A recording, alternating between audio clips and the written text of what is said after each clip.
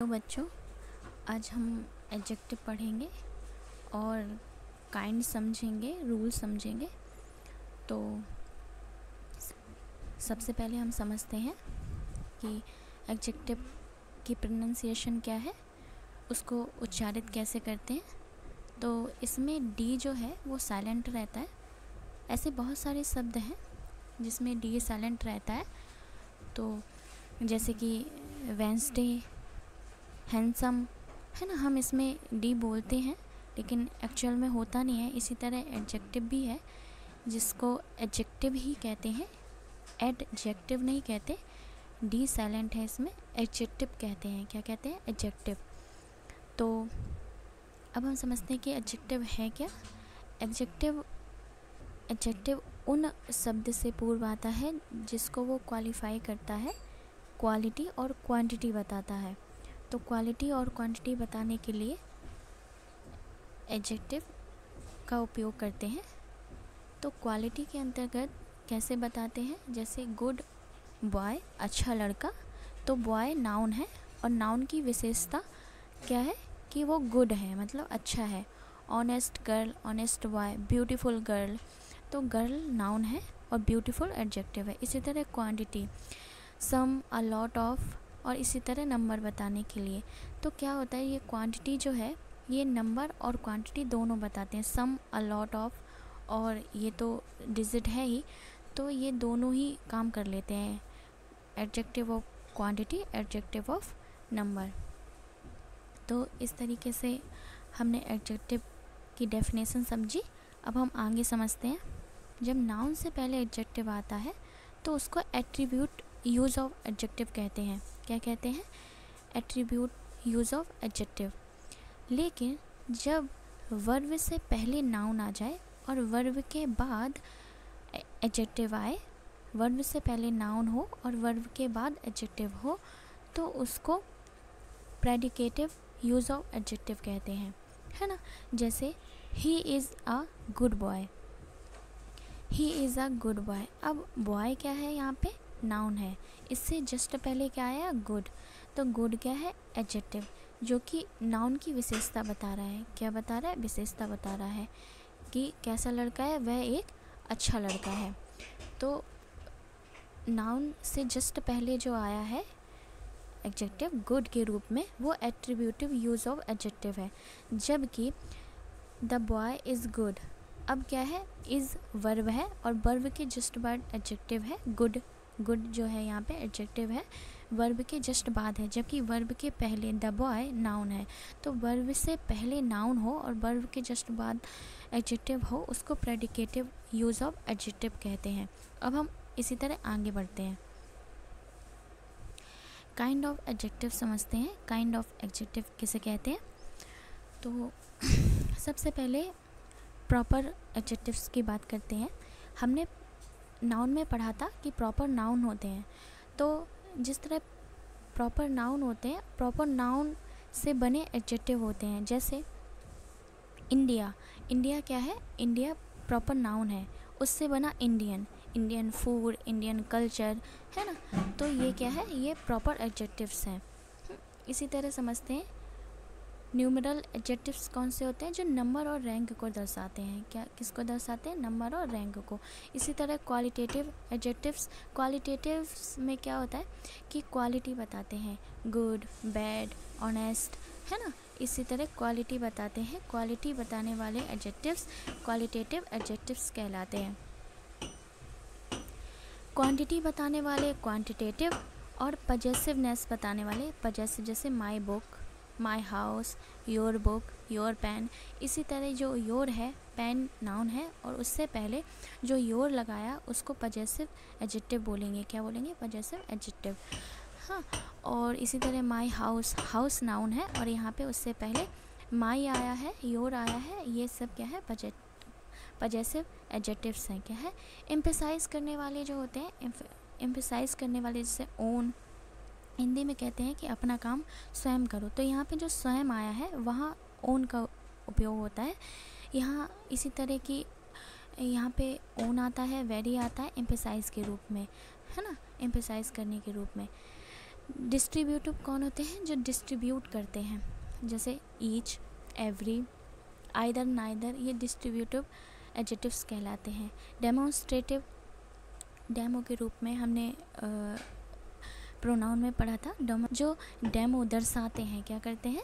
दर्शाने का काम करते हैं, जैसे कि डैट, दोज, दीज, सच। इसी तरह डेमोन्स्ट्रेटिव एडजेक्टिव्स होते हैं जो दर्शाने के रूप में प्रकट होते हैं। इंट्रोगेटिव एडजेक्टिव्स वो होते हैं जो प्रश्न करने के काम आते हैं, है ना। एक्सक्लेमेटरी में भी आश्चर्य का भाव, खुशी का भाव प्रकट होता है। तो ये कुछ काइंड है एडजेक्टिव्स के। अब हम आगे बढ़ते हैं और आगे समझते हैं। हमने नाउन और प्रोनाउन को सब्जेक्ट बनते देखा है ना। लेकिन कभी कभी क्या होता है कि नाउन जो है वो एडजेक्टिव का भी काम कर लेता है। क्या काम कर लेता है? एडजेक्टिव का भी काम कर लेता है। तो जैसे कि वाटर, वाटर यहाँ पे क्या है? नाउन है और ये एक सेंटेंस का सब्जेक्ट भी है। तो water is essential for life, मतलब कि जल क्या है? जीवन के लिए आवश्यक है ना। लेकिन अब यहाँ दूसरे सेंटेंस में water pollution is creating problems these days. अब क्या है कि पॉल्यूशन जो है, पॉल्यूशन वो नाउन के रूप में है। किसके रूप में? नाउन के रूप में। और ये वाटर जो है वो किसके रूप में आ गया? एडजेक्टिव के रूप में। अब हम बात कर रहे हैं कि पॉल्यूशन कैसा पॉल्यूशन है। पॉल्यूशन जो है आजकल ना इन दिनों समस्या खड़ी कर रहा है हम लोग के लिए। लेकिन कौन सा पॉल्यूशन, कौन सा प्रदूषण जो है वो समस्या क्रिएट कर रहा है? तो जल प्रदूषण। कौन सा? वाटर पोल्यूशन, है ना। तो water pollution is creating problems this day. तो यहाँ पे पोल्यूशन नाउन है और वाटर एडजेक्टिव्स का काम कर रहा है, जो पोल्यूशन की विशेषता बता दी है ना, कि कौन सा पोल्यूशन है? Water pollution. तो यहाँ पे ये नाउन जो है वो एडजेक्टिव का काम कर रहा है। इसी तरह इंटेलिजेंट गर्ल, अब जो इंटेलिजेंट है वो नाउन है ना। गर्ल भी नाउन है। अब नाउन के साथ दोनों नाउन तो नहीं, गर्ल जो है वो नाउन है और यहाँ पे इंटेलिजेंट एडजेक्टिव का काम कर रहा है। कैसी लड़की? होशियार लड़की, है ना। इंटेलिजेंस ब्यूरो इसी के अंतर्गत आता है। The Kapil Sharma show. अब हम बात करें शो की, तो हम कहते हैं कि आज शाम को हमने एक शो देखा, है ना। अच्छा, कौन सा शो देखा? तो हमें बताना होगा ना कि कौन सा शो देखा। तो द कपिल शर्मा शो देखा। अच्छा, शो की विशेषता क्या हो गई? कि वो कपिल शर्मा शो है। कैसा शो है? कपिल शर्मा शो है। इसी तरह हमने एक फ़िल्म देखी। अच्छा, वो किसकी फ़िल्म है? सलमान खान फिल्म। तो सलमान खान, कपिल शर्मा, ये क्या हुए यहाँ पे? जबकि ये प्रॉपर नाउन है, लेकिन ये कैसे काम कर रहे हैं? यहाँ पे एडजेक्टिव्स का काम कर रहे हैं। कैसे काम कर रहे हैं? एडजेक्टिव का काम कर रहे हैं। अब हम आगे बढ़ते हैं और कुछ और चीज़ों को समझते हैं। अब यहाँ पे समझते हैं कि 5 रुपीज़। ओके, आपने रुपए की बात करी, चूँकि आगे 5 है तो हमने रुपी में रुपीज़ कर दिया। पी है, रुपी में अगर 5 लगा दिया गया तो रुपीज़ बन गया। तो रुपीज़, 5 रुपीज़। ओके, लेकिन 5 रुपी नोट। अब नोट एक है जो कैसा है? एक नोट है वो कैसा है? 5 रुपए का है। कौन सा? 5 रुपए का एक नोट की बात हो रही है। तो यहाँ पे जो नोट है वो नाउन है, जबकि 5 रुपी यहाँ पे एडजेक्टिव है। और एडजेक्टिव्स एस या ई एस नहीं लेते। क्या नहीं लेते? एस या ई एस नहीं लेते, है ना। तो इसी तरह 5 इयर्स ओल्ड, है ना। 5 इयर्स ओल्ड। अब किसी व्यक्ति की बात कर रहे हैं जो कैसा है? 5 साल का है ना। लेकिन 5 इयर्स ओल्ड बेबी, है ना, या 5 इयर्स ओल्ड बॉय। तो बॉय जो है वो नाउन है और नाउन लड़का जो है, बॉय जो है वो कैसा है? 5 साल का है। अब ये जो 5 साल की है ये उसकी विशेषता हो गई, ये एडजेक्टिव हो गया। तो एडजेक्टिव एस या ई एस नहीं लेते। तो बॉय नाउन हो गया और 5 इयर्स ओल्ड यहाँ पे एडजेक्टिव हो गया, इसलिए ईयर्स नहीं होगा, यहाँ पे ईयर होगा। जबकि यहाँ पे 5 इयर्स ओल्ड लिखा था क्योंकि 5 साल, जब 5 इयर्स की बात चल रही थी यहाँ पे, तो यहाँ पे 5 ईयर की बात चल रही थी, साल के बारे में बात चल रही थी और आगे 5 लगा था, इसलिए यहाँ पे एस लगाया गया। लेकिन यहाँ पे एक बॉय की, एक लड़के की बात चल रही है जो कितने साल का है, 5 साल का है। तो लड़का एक ही है, नाउन एक ही है, उसकी विशेषता है कि 5 साल का है। तो यहाँ पे क्या हुआ कि यहाँ पे ईयर्स में एस नहीं आएगा, ईयर आएगा। 5 ईयर ओल्ड बॉय, है ना। ये बहुत इम्पॉर्टेंट है, इसको समझना बहुत ज़रूरी होता है, तो ध्यान से समझिएगा। अब कुछ और समझते हैं। आगे ये है कि सुपीरियर, जूनियर, इन्फीरियर, सीनियर, ये कुछ जो शब्द हैं, ऐसे बहुत कुछ 9 शब्द हैं जो क्या है कि इनके साथ देन नहीं आता, इनके साथ हमेशा टू का प्रयोग होता है। क्यों होता है? क्या होता है कि भाषा है, और भाषा जो है, भाषा क्या होती है कि भाषा अपने अनुसार चीज़ें लेती है ना। जब दूसरे यहाँ की भाषा हम अडॉप्ट करते हैं तो उसी की लैंग्वेज हम ले लेते हैं। तो ये जो है यहाँ पे, इसलिए यहाँ पे देन ना आकर टू आता है, जबकि और जो शब्द हैं उनमें देन आता है ना। इसमें टू का प्रयोग होता है। सुपीरियर, जूनियर, इन्फीरियर, सीनियर, इसके साथ देन ना आकर टू का प्रयोग होता है। हाँ, अब क्या होता है कि हमने अभी क्या पढ़ा था कि वर्ब से पहले नाउन होगा और वर्ब के बाद एडजेक्टिव होगा। हाँ, या तो जस्ट नाउन होगा, उससे पहले एडजेक्टिव होगा, ये पढ़ा था। लेकिन यहाँ पे क्या है कि नाउन पहले है और एडजेक्टिव बाद में है। टाइम जो है वो नाउन है ना। समथिंग क्या है, नाउन है ना। जबकि ये इविल जो हुआ, इमेमोरियल जो हुआ, वो क्या है, एडजेक्टिव है।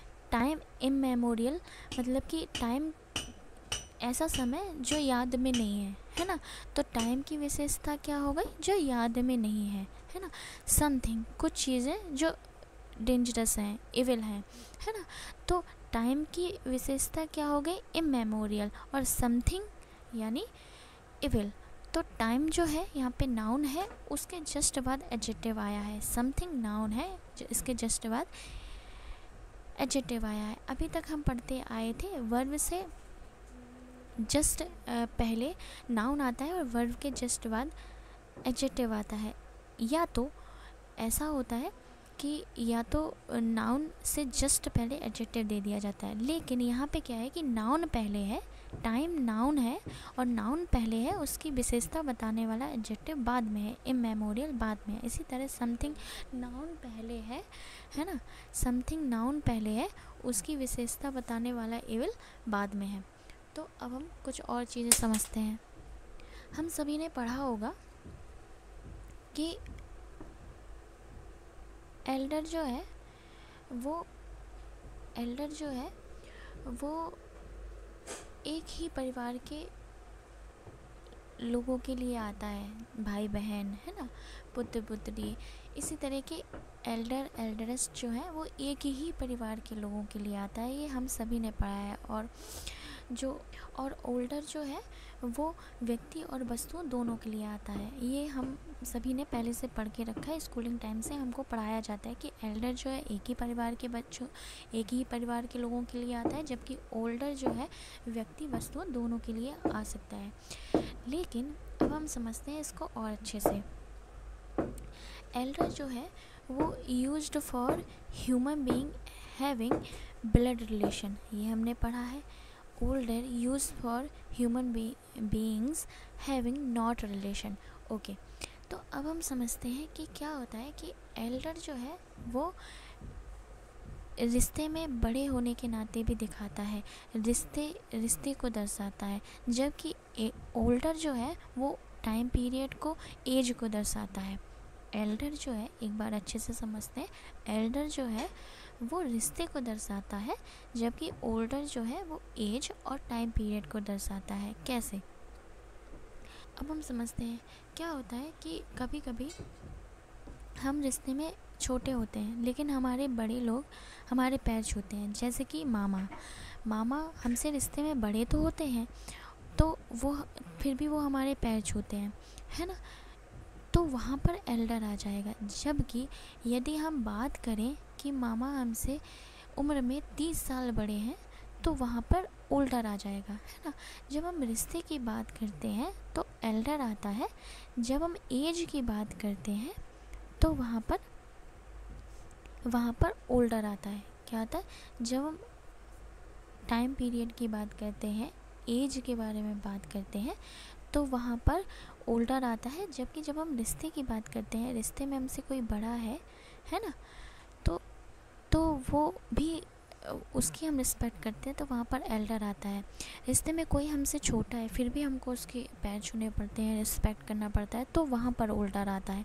लेकिन जहाँ पर एज की बात कर दी जाए कि ये व्यक्ति हमसे 20 साल छोटा है या ये व्यक्ति हमसे 10 साल छोटा है, ये जो अमाउंट बता दिया यहाँ पर ओल्डर की बात होती है ना।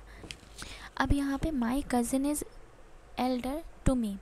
अब यहाँ पे एक चीज़ और बतानी है कि एल्डर के साथ हमेशा टू आता है, जबकि ओल्डर के साथ हमेशा देन आता है। My cousin is elder to me, my cousin is older than I या मी, है ना।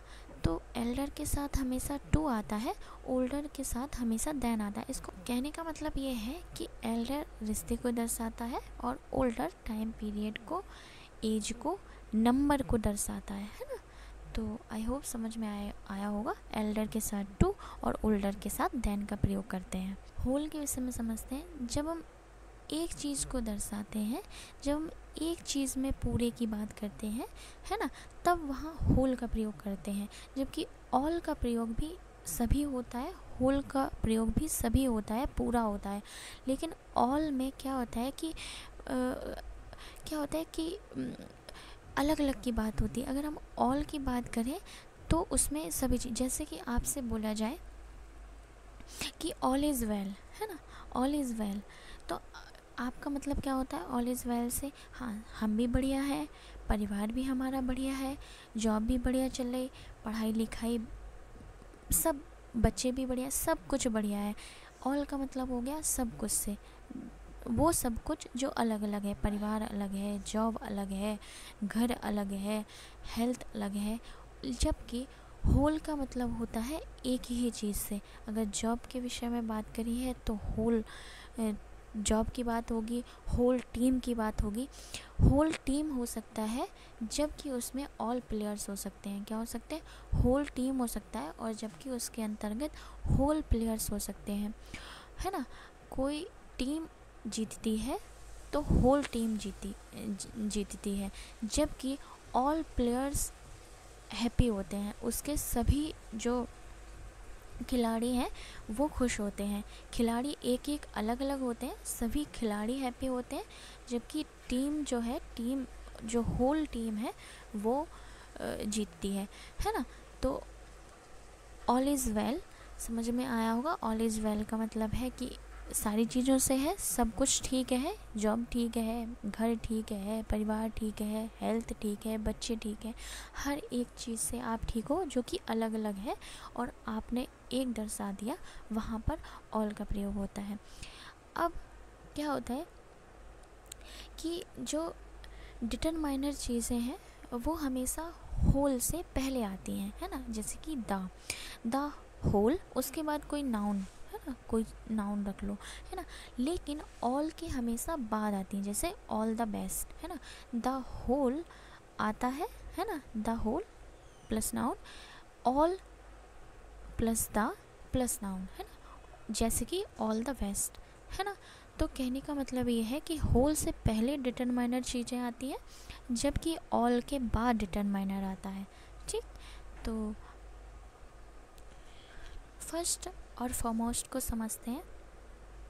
फर्स्ट हमेशा नंबर, रैंक और पोजीशन बताता है। क्या बताता है? नंबर बताता है, रैंक बताता है और पोजीशन बताता है। कैसे?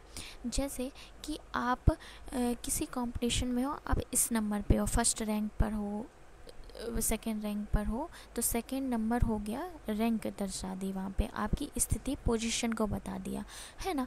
और फॉरमोस्ट जो है वो प्रायोरिटी और इम्पोर्टेंस को दर्शाता है। क्या दर्शाता है? इम्पोर्टेंस और प्रायोरिटी को दर्शाता है। जैसे कि आपकी महत्वता क्या है किसी चीज़ को लेके, है ना।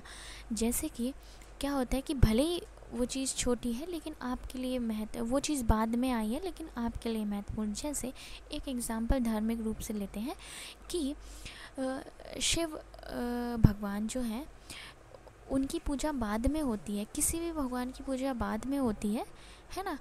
सबसे पहले गणेश भगवान की पूजा होती है, शिव भगवान और माता पार्वती की पूजा बाद में होती है ना। जबकि उनके पुत्र गणेश जी हैं तो उनकी पूजा पहले होती है, इसीलिए क्योंकि वो फॉरमोस्ट हैं। क्या है? फॉरमोस्ट है ना। तो क्या होता है कि इसी तरह माता पिता हमारे लिए फॉरमोस्ट होते हैं, है ना। क्या होते हैं? सबसे पहले होते हैं, है ना। भले ही वो अपने माता पिता से बाद में आए हैं लेकिन हमारे लिए हमारे माता पिता फॉरमोस्ट होते हैं। तो मुझे उम्मीद है कि आपको ये बात समझ में आई होगी, है ना। तो कुछ और चीज़ें समझते हैं। अब हम बात करते हैं लेटेस्ट, लास्ट और लेटर की बात करते हैं, है ना।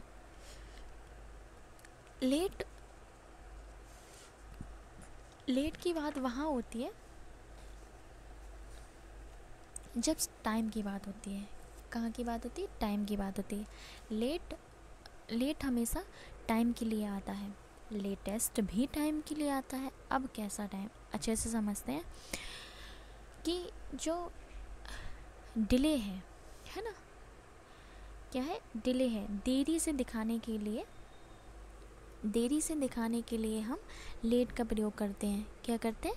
लेट का प्रयोग करते हैं, है ना। देरी से दिखाने के लिए, टाइम इंटरवल को दिखाने के लिए कि आप लेट आए, आप लेट गए, है ना। ये टाइम पीरियड को दिखा दिया कि आप इतने लेट थे, उतने लेट थे। जबकि लेटेस्ट की बात जो होती है वो भी, अब लेट का मतलब देरी से हो गया और लेटेस्ट तो बहुत ज़्यादा देरी से हो गया ना, है ना। इसमें सुपरलेटिव आ गया, तो लेटेस्ट मतलब बहुत ज़्यादा देरी से। लेट का मतलब होता है देरी से, डिले से। लेटेस्ट का मतलब हो गया बहुत ज़्यादा देरी से। अब हम इसको अच्छे से समझते हैं कि लेटेस्ट का मतलब, जबकि हम तो लेटेस्ट का मतलब रिसेंट से लगाते हैं। हाँ, तो अच्छे से समझते हैं। क्या होता है कि जब आप मार्केट में जाते हो तो आप जब मोबाइल ख़रीदने जाते हो तो कहते हो सबसे लेटेस्ट मोबाइल हमको चाहिए, है ना, लेटेस्ट। तो जब आप कह रहे होते हो लेटेस्ट मोबाइल चाहिए तो वो रिसेंट की बात कर रहे होते हो कि जो अभी हाल में आया है ना, वो चाहिए हमको। लेकिन जिस टाइम पीरियड से, जिस समय से मोबाइल का इन्वेंशन हुआ और मोबाइल जिस समय से चलन में आए, उस टाइम पीरियड से खड़े होकर अगर हम देखेंगे तो पाएंगे कि वो मोबाइल जो आप ख़रीदने गए हो, जिसको आप लेटेस्ट कह रहे हैं, जो आपके लिए रिसेंट है, वो सबसे देरी में है ना। वहाँ से खड़े होकर अगर आप देखोगे तो वहाँ से वो सबसे देरी में होगा, क्योंकि सबसे बाद में तो वही मोबाइल आया, उसके बाद और आएंगे। आपके लिए वो लेटेस्ट है, रिसेंट की बात है। जबकि जिस समय से मोबाइल चलन में आए, प्रचलन में आए, वहाँ से अगर देखा जाए, है ना, तो वहाँ से वो सबसे बाद वाला मोबाइल होगा, है ना, सबसे लास्ट वाला मोबाइल होगा, सबसे लेटेस्ट वाला मोबाइल होगा ना, यह सबसे अंत वाला मोबाइल होगा। तो लेट और लेटेस्ट में ये अंतर है कि लेट टाइम को दिखाता है कि हाँ इतने समय क्लास डिले है, ट्रेन डिले है ना। ये टाइम पीरियड को, टाइम इंटरवल को दिखाता है। लेटेस्ट रिसेंट के रूप में आता है, जो लेटेस्ट चीज़ें होती हैं, लेटेस्ट न्यूज़ हो गया, है ना। इसी तरीके से लेटेस्ट को रिसेंट के रूप में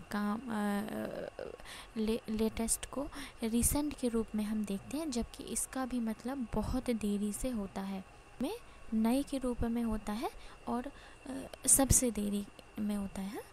अब हम लास्ट को समझते हैं। लास्ट का मतलब होता है अंत में।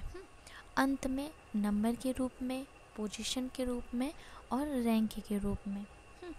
जबकि लेटर जो है वो 2 में से सेकंड को दर्शाता है।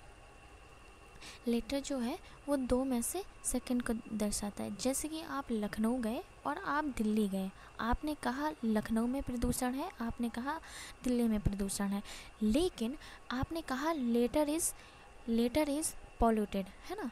आपने बोला आप लखनऊ का पोल्यूशन देखा, दिल्ली का पोल्यूशन देखा। आप लखनऊ गए, आप दिल्ली गए, आपने दोनों जगह को एनालाइज़ किया। आपने लखनऊ का पोल्यूशन देखा और आपने दिल्ली का पोल्यूशन देखा। अब आपने कहा लेटर इज़ पॉल्यूटेड, तो लेटर इज़ पॉल्यूटेड का मतलब हुआ दिल्ली से। पहले आपने लखनऊ कहा और फिर आपने दिल्ली कहा, तो लेटर इज़ पॉल्यूटेड का मतलब हुआ दिल्ली से, कि दिल्ली ज़्यादा पॉल्यूटेड है ना, दिल्ली पॉल्यूटेड है ना। तो मतलब दो चीज़ों में आप सेकंड वाले को दर्शाते हो, है ना। कोई दो वस्तुएं हैं, दो में से दूसरे को दर्शाते हो, है ना। तो मुझे लगता है अब आपको समझ में आ गया होगा। तो अब हम, जबकि लास्ट का मतलब होता है क्या, नंबर से, रैंक से, कि हाँ कोई व्यक्ति पोजीशन में लास्ट है, रैंक उसकी लास्ट है, सबसे अंत में उसका नंबर है। तो ये लास्ट दर्शाता है, लेट, लेटेस्ट, लास्ट और लेटर को अब हमने समझ ली। अब हम आगे बढ़ते हैं। अब हम समझते हैं म्यूचुअल और कॉमन को। म्यूचुअल और कॉमन को समझते हैं। रेसिप्रोकल रिलेशन म्यूचुअल के अंतर्गत आता है। परस्पर रिश्ते, कैसे रिश्ते, परस्पर रिश्ते, जबकि कॉमन जॉइंट पोजीशन दिखाते हैं। क्या होता है कि फ्रेंड्स जो हैं हमेशा कॉमन होते हैं। क्या होते हैं, फ्रेंड्स हमेशा कॉमन होते हैं और होने भी चाहिए। कैसे, जब आप एक कॉलेज में, जब आप बचपन में आप अपने पड़ोसियों के बच्चों से, पड़ोस में रहने वाले बच्चों से दोस्ती कर लेते हैं। बचपन में पड़ोस में रहने वाले बच्चों से आप दोस्ती कर लेते हैं, है ना। तो आपका मोहल्ला जो है वो कॉमन हो गया। फिर आप स्कूल जाने लग गए, तो वहाँ पे स्कूल के बच्चों से आपकी दोस्ती हुई, तो एक स्कूल कॉमन हो गया। फिर आप कोचिंग जाने लग गए, फिर वहाँ पे कोचिंग के बच्चों से दोस्ती हो गई, तो आपकी कोचिंग कॉमन हो गई। फिर उन्हीं बच्चों से हम दोस्ती करते हैं जिनकी आदतें सेम होती हैं, हमारी आदतें और उनकी आदतें मैच करती हैं, कॉमन होती हैं। वही दोस्त हमारे दोस्त बन जाते हैं और अच्छे दोस्त बन जाते हैं। क्लास में बहुत बच्चे होते हैं, लेकिन हम हर किसी से दोस्ती नहीं करते। हम दोस्ती सिर्फ उन्हीं से करते हैं जिनकी आदतें मैच करती हैं, कॉमन होती हैं, है ना। तो आदतें कॉमन हो गई। कहने का मतलब ये है कि फ्रेंड्स कॉमन होते हैं क्योंकि हम कॉमन होने की वजह से ही जुड़ते हैं, है ना। जॉइंट भी हम कॉमन चीज़ों से ही होते हैं, है ना। अब आपने ऑनलाइन या फेसबुक के थ्रू म्यूचुअल फ्रेंड्स देखे होंगे, तो म्यूचुअल फ्रेंड्स कहाँ से आए इसको भी बहुत अच्छे से समझते हैं कि म्यूचुअल फ्रेंड्स आपने फेसबुक के थ्रू या और भी सोशल मीडिया के थ्रू देखा होगा। तो क्या होता है कि हम इंस्टाग्राम हुआ या फेसबुक हुआ या ट्विटर हुआ या और भी कोई सोशल मीडिया हुआ, तो वहाँ पर हम किसी को भी अपना दोस्त बना लेते हैं, है ना। किसी को भी फॉलो करने लग जाते हैं, है ना। जो हमको अच्छा लगता है उसको हम फॉलो करने लग जाते हैं, वो हमें फॉलो करने लग जाते हैं, जबकि हम में और उनमें कोई कॉमन चीज़ नहीं होती। हम विराट कोहली को फ्रेंड बना लेते हैं, है ना। तो वो हमारे म्यूचुअल फ्रेंड हुए। म्यूचुअल इसलिए हुए क्योंकि उनमें और हम में कोई कॉमन नहीं है। हम स्टूडेंट हैं और वो एक क्रिकेटर है, वो एक प्लेयर है, तो हम में और उनमें कोई चीज़ कॉमन नहीं है, फिर भी हम दोस्त हैं, है ना। एक्टर एक्ट्रेस को हम फ्रेंड बना लेते हैं, है ना। तो वो म्यूचुअल फ्रेंड के अंतर्गत आते हैं क्योंकि वो तो एक्टर है, वो तो एक्ट्रेस है, लेकिन हम फिर भी स्टूडेंट हैं। तो हम में और उनमें कोई आदतें, कोई चीज़ उनमें, हम में और उनमें कॉमन नहीं है। और कॉमन का पता जब चलता है कि हम मिलें, है ना। तो जब हम में और उनमें कोई कॉमन नहीं है तो वो कॉमन फ्रेंड्स नहीं हुए, है ना। वो म्यूचुअल फ्रेंड्स हुए क्योंकि उनकी आदतें और हमारी आदतें, उनके जॉब हमारी जॉब, उनका प्रोफेशन हमारा प्रोफेशन अलग अलग है, फिर भी स्टिल हम दोस्त हैं, है ना। इसलिए हमेशा जब भी ऑनलाइन की बात हो तो वो वहाँ पर, सोशल मीडिया की बात हो, वहाँ पे फ्रेंड्स हमेशा म्यूचुअल ही होते हैं, कॉमन नहीं होते। वैसे हमेशा फ्रेंड कॉमन होते हैं, तो जब भी पेपर में आए तो हमेशा फ्रेंड कॉमन ही होते हैं, है ना। बशर्ते उसमें ये ना कहा जाए, सोशल मीडिया का जिक्र ना हो, तो वहाँ पर म्यूचुअल होंगे, अदरवाइज़ फ्रेंड हमेशा कॉमन ही होते हैं, है ना। जबकि अंडरस्टैंडिंग जो है, समझ जो है, वो हमेशा म्यूचुअल होनी चाहिए। कैसे? म्यूचुअल का मतलब होता है कोई चीज़ का अप होना तो दूसरी चीज़ का डाउन होना, है ना। कहने का मतलब ये है कि एक चीज़ का बढ़ना तो दूसरी चीज़ का घटना। अब क्या होता है कि अंडरस्टैंडिंग जो फ्रेंड है, जो कि कॉमन है, उसमें जो अंडरस्टैंडिंग होनी चाहिए वो म्यूचुअल होनी चाहिए। अब हम इसको अच्छे से समझते हैं। कैसे? कि अगर किसी व्यक्ति को गुस्सा आ रहा है तो दूसरा भी गुस्सा करेगा तो दोस्ती रहेगी नहीं, है ना। अगर किसी को बहुत ज़्यादा रोना आ रहा है, दूसरा भी रोने लगेगा तो संभालेगा कौन। तो कहने का मतलब ये है कि अंडरस्टैंडिंग ऐसी होनी चाहिए कि अगर एक को गुस्सा है तो दूसरा शांत रहे, दूसरे को कोई प्रॉब्लम है तो दूसरा संभाल ले। कहने का मतलब ये है कि अंडरस्टैंडिंग हमेशा म्यूचुअल होनी चाहिए, जबकि फ्रेंड हमेशा कॉमन होते हैं। आई होप आपको समझ में आया होगा। अब हम आगे फार्दर और फर्दर के विषय में पढ़ते हैं। फार्दर जो है वो डिस्टेंस, जबकि फर्दर जो है वो मोर डिस्टेंस के विषय में बताता है। कैसे? जैसे कि क्या है कि जैसे कि आपका शहर हमारे शहर से दूरी पर है। क्या है? मुंबई दिल्ली से दूरी पर है, तो यहाँ पे क्या आएगा? फार्दर, है ना, फार्दर है ना। जबकि क्या होता है कि अतिरिक्त दूरी के लिए फर्दर का उपयोग होता है। जैसे my house is farther from yours, मतलब मेरा घर आपके घर से दूरी पर है ना। My house is farther from yours, मेरा घर, यहाँ पे फार्दर आया है। क्या आया? डिस्टेंस के लिए फार्दर आया है, FARTHER। My house is farther from yours, मतलब मेरा घर आपके घर से दूरी पर है। अब यहाँ पे हम बात कर दें अगर अतिरिक्त दूरी की, तो my house is further distance from yours, मतलब मेरा घर फर्दर डिस्टेंस मतलब अतिरिक्त दूरी पर है आपके घर से, है ना। मेरा घर आपके घर से फर्दर डिस्टेंस पर है ना। तो फार्दर का मतलब डिस्टेंस, जबकि फर्दर का मतलब मोर डिस्टेंस या और आगे और अधिक, अतिरिक्त के रूप में होता है। जैसे further information, more food, further food, है ना। तो इसी तरीके से फर्दर और फार्दर का उपयोग होता है। अब हम मच और मैनी को समझते हैं। मच अनकाउंटेबल नाउन के लिए, जबकि जो मैनी है वो काउंटेबल नाउन के लिए आता है। मच वाटर, है ना, थैंक यू वेरी मच, है ना। तो जो थैंक यू वेरी मच है, इसमें मच जो है एडवर्ब के रूप में काम कर रहा है ना। किसके रूप में काम कर रहा है? थैंक यू वेरी मच में मच जो है वो एडवर्ब के रूप में काम कर रहा है। मच बेटर, है ना। अब बेटर क्या है? यहाँ पे एडजेक्टिव है ना। अच्छे हैं, है ना, लेकिन पहले से ज़्यादा अच्छे हैं, तो पहले से ज़्यादा अच्छे मतलब मच बेटर, है ना।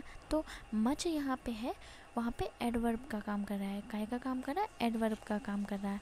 आई थैंक यू वेरी मच, तो वेरी मच जो है, मच वो है यहाँ पे, मच जो है वो एडवर्ब का काम कर रहा है। किसका काम कर रहा है? एडवर्ब का काम कर रहा है ना। मच हमेशा अनकाउंटेबल के लिए आता है ना। और मैनी हमेशा मैनी सीप, है ना, और मैनी डियर हमने पढ़ा था आगे, है ना। और मच फूड, मच वाटर, ये इस तरीके से आता है। अब बात कर लेते हैं सम और एनी की। सम जो है वो हमेशा पॉजिटिव सेंस में आता है, जबकि एनी जो है वो नेगेटिव सेंस में आता है। पॉजिटिव सेंस में कैसे? मेक सम नॉइज़, है ना, मेक सम नॉइज़। और नेगेटिव सेंस में एनी कैसे? Make a noise. मतलब अगर हम किसी से बोलेंगे कुछ तो बोलो, है ना, कुछ तो बोलो, तो मेक सम नॉइज़, है ना। कुछ मत बोलो, मेक अ नॉइज़।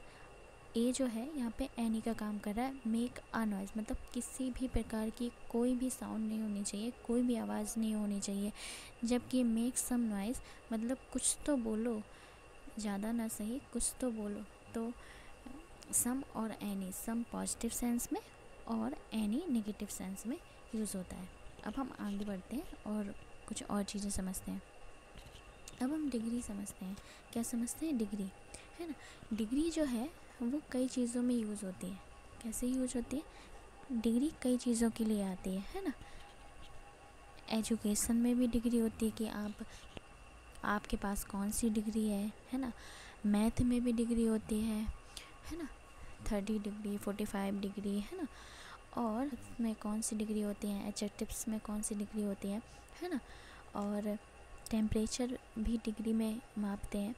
तो इसी तरीके से अब हम एडजेक्टिव्स की डिग्री पढ़ेंगे, है ना, कि कौन कौन सी डिग्रियाँ हैं। तो पॉजिटिव डिग्री, कंपैरेटिव डिग्री और सुपरलेटिव डिग्री। पॉजिटिव डिग्री जब हम साधारणतया बात करें, एक ही जन की उसी की क्वालिटी के विषय में बताएं। You are a good person, मतलब कि आप एक अच्छे व्यक्ति हो, है ना।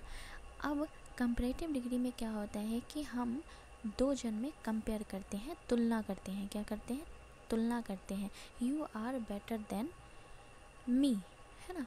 आई या me, you are better than I या मी, आप मेरे से अच्छे हो, है ना। आप क्या हो? मेरे से अच्छे हो।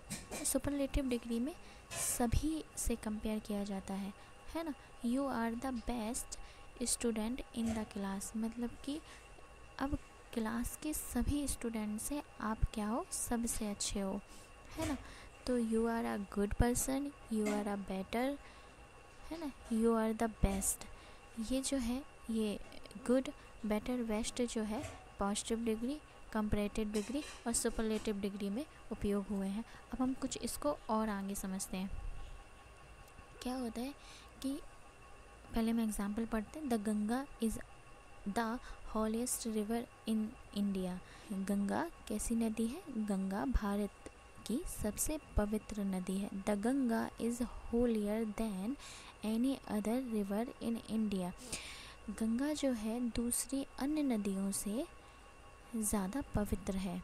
No other river in India is as holy as the Ganga, मतलब कोई भी दूसरी नदी उतनी पवित्र नहीं है जितनी गंगा। कहने का मतलब ये है कि कभी कभी ज़रूरी नहीं है कि जब सुपीरियर दिखाया जाए तो हमेशा वो सुपरलेटिव में ही आए। वो पॉजिटिव में भी आ सकता है, वो कंपैरेटिव में भी आ सकता है। कैसे? जैसे पहला सेंटेंस कह रहा है the Ganga is the holiest river in India. ये सुपरलेटिव डिग्री है और सुपरलेटिव सेंस भी है कि गंगा भारत की सबसे पवित्र नदी है, मतलब इतनी कोई पवित्र नदी नहीं है जितनी कि गंगा। दूसरा सेंटेंस कंपैरेटिव डिग्री में है कि गंगा जो है वो भारत की दूसरी नदी से ज़्यादा पवित्र है। ये कैसा सेंटेंस है? कंपैरेटिव डिग्री का सेंटेंस है, लेकिन सेंस क्या है? सुपरलेटिव है ना। इसी तरह तीसरा, no other river in India, मतलब कि भारत की कोई भी नदी उतनी पवित्र नहीं है जितनी कि गंगा। ये क्या है? पॉजिटिव डिग्री का सेंटेंस है, लेकिन इसका सेंस कैसा है? इसका सेंस सुपरलेटिव है। तो कहने का मतलब ये है कि सुपरलेटिव किसी को सुपीरियर दिखाने के लिए हमको सुपरलेटिव डिग्री सेंटेंस का सहारा ही नहीं लेना पड़ता, बल्कि किसी भी सेंटेंस में उसको सुपीरियर दिखाया जा सकता है। इस एग्जाम्पल से हम ये समझते हैं, है ना। तो अब हम और चीज़ें समझते हैं। अब हम ये समझते हैं कि क्या होता है। पहले एग्जाम्पल पढ़ते हैं। The road of Delhi are wider than those of Bhopal. The roads of Delhi है यहाँ पे, द रोड्स ऑफ दिल्ली, है ना, एस लगा हुआ। The roads of Delhi are wider than those of Bhopal. कहने का मतलब ये है कि दिल्ली की जो सड़कें हैं, है ना, वाइडर हैं कहाँ की? भोपाल की सड़कों से, है ना। यहाँ पे तुलना दिखा दी इसलिए वाइडर आ गया, है ना। भोपाल की सड़कों से दिल्ली की जो सड़कें हैं वो ज़्यादा वाइडर हैं, है ना। यहाँ पे दोज ऑफ आया है, सड़कों की तुलना करने के लिए दोज ऑफ आया है। वहीं नीचे सेंटेंस जो लिखा है, the road in Delhi are wider than those in Bhopal. अब इन दोनों सेंटेंस में क्या अंतर है? इन दोनों सेंटेंस में ऑफ और इन का अंतर है। कहने का मतलब ये है, सेंटेंस में ऑफ और इन का अंतर है। कहने का मतलब ये है कि जब सेंटेंस में ऑफ दिया हो तो देन के बाद ऑफ लगाते हैं, अदरवाइज़ घर से नहीं लाते हैं, है ना। जैसे कि अगर हम नीचे वाले सेंटेंस में जहाँ पे द रोड इन दिल्ली लिखा है, अगर हम दोज ऑफ लगा देते यहाँ पे, तो ये सेंटेंस गलत हो जाता है ना, क्योंकि यहाँ पे इन दिया हुआ है पहले से सेंटेंस में। तो हमको कोई भी चीज़ अपने घर से नहीं लानी है, कोई भी चीज़ अपनी तरफ से ऐड नहीं करनी है। हमको हमेशा जो सेंटेंस में दिया होता है उसी के अकॉर्डिंग वर्क करना है। पहले सेंटेंस में द रोड ऑफ दिल्ली दिया था, इसीलिए हमने दोज ऑफ भोपाल लगाया, है ना। दूसरे सेंटेंस में द रोड इन दिल्ली दिया है, इसीलिए हमने दोज इन भोपाल लगाया। तो मतलब हमको ये समझना होगा कि यदि ऑफ है तो ऑफ लगाएंगे, इन है या इन लगाएंगे। इसी तरीके से हमको सेंटेंस में जो दिया होगा हमको उसी के अकॉर्डिंग दोज के बाद, डैट के बाद वही लगाना है ना। अब हम पढ़ते हैं, some words can not be transformed into comparative और सुपरलेटिव डिग्री। क्या होता है, कुछ जो शब्द हैं वो कंपैरेटिव यानी तुलना में और सुपीरियर यानी कि सुपरलेटिव डिग्री में, मतलब कि आप उनकी तुलना नहीं कर सकते और उनको बढ़ा चढ़ा के, मतलब बहुत ज़्यादा उनको सुपीरियर नहीं बता सकते। कुछ जो शब्द हैं, है ना, वो ट्रांसफॉर्म्ड नहीं होते। क्या नहीं होते? बदलते नहीं हैं। जैसे कंप्लीट का सेंस होता है पूरे के रूप में, परफेक्ट का मतलब भी होता है पूरे के रूप में, है ना। और डेड मतलब मृत्यु, और फुल मतलब भरा हुआ। कहने का मतलब ये है कि कंप्लीट मीन्स पूरा। अब जो चीज़ पूरी है वो पूरी ही है, उसको आप किसी और से तुलना करके और पूरा नहीं कर सकते, है ना। जैसे कि अगर कोई चीज़ फुल है, जैसे कि पानी की टंकी है, अगर वो फुल है तो वो फुल है, किसी दूसरी टंकी से ये तुलना नहीं कर सकते कि वो इससे ज़्यादा फुल है, मतलब इससे ज़्यादा फुल नहीं होता है। अगर वो भी फुल है ये भी फुल है तो फुल ही है, और ज़्यादा फुल कहाँ से हो सकती है। इसी तरह अगर कोई चीज़ कंप्लीट है, कोई चीज़ पूरी है, तो वो पूरी ही है, और कितना पूरा कर सकते हैं। इसी तरह परफेक्ट है और डेड है। अगर कोई चीज़ डेड है, कोई व्यक्ति है या कोई वस्तु है जो डेड है, वो डेड है ना। अब किसी और से तुलना करके या ये चीज़ इससे ज़्यादा डेड है, इसका जो भाव है अर्थहीन हो जाएगा। हाँ, कि कोई वस्तु है या कोई वस्तु है, कोई व्यक्ति है, इससे ज़्यादा डेड है ना, इसकी अपेक्षा ये ज़्यादा डेड है, ये नहीं कह सकते, या ये सबसे ज़्यादा डेड है। अगर कोई वस्तु व्यक्ति अगर डेड है तो वो डेड ही है। अगर कोई चीज़ परफेक्ट है तो वो परफेक्ट ही है। अगर हम बहुत मोर परफेक्ट या द मोस्ट लगा देंगे इसके आगे, तो ये इसका जो भाव है वो अर्थहीन हो जाएगा। तो हमारा कहने का मतलब सिर्फ इतना है कि ये जो शब्द हैं, इसी तरह और भी शब्द हैं जिसमें तुलना नहीं की जा सकती, जिसको सुपीरियर नहीं बनाया जा सकता, है ना। तो इनको ऐसे ही रहने देते हैं, इनका कोई कंपैरेटिव नहीं होता, ये हमेशा, इनका कोई सुपरलेटिव नहीं होता, ये हमेशा पॉजिटिव डिग्री में ही काम आते हैं, है ना। तो ये पॉजिटिव, कंपैरेटिव और सुपरलेटिव तीनों ही होते हैं और इसी रूप में यूज़ होते हैं। तो मुझे उम्मीद है कि आपको एडजेक्टिव समझ में आया होगा। हम आशा करते हैं कि आपको ये चैप्टर अच्छा लगा होगा। तो थैंक यू सो मच।